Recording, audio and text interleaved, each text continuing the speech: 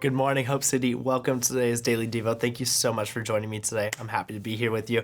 If you're anything like me, you probably filled out at least one March Madness bracket.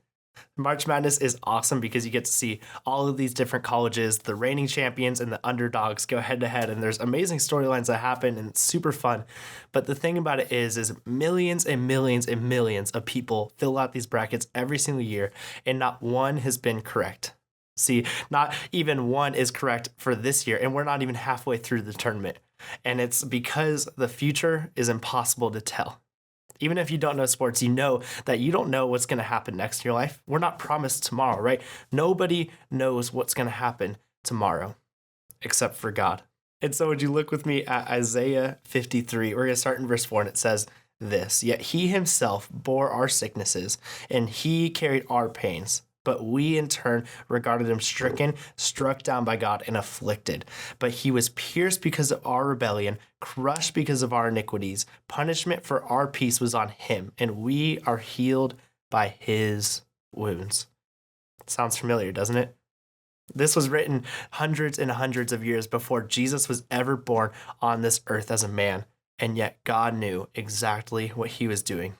God is sovereign because this was actually the accomplishment of what he designed from the beginning of time. And it says this in verse 10 of the same passage: "Yet the Lord was pleased to crush him severely. When you make him a guilt offering, he will see his seed, he will prolong his days, and by his hand the Lord's pleasure will be accomplished." See, God is so sovereign, meaning he knows exactly what's going to happen. He is the ruler of the entire world, the entire universe, of everything, because he is the Alpha and the Omega. And yet in our lives, it can be so hard to trust that. And so I want to challenge you. What is something that a God-sized goal, as we like to say around here, what is something that is so impossible where it can only be done by God?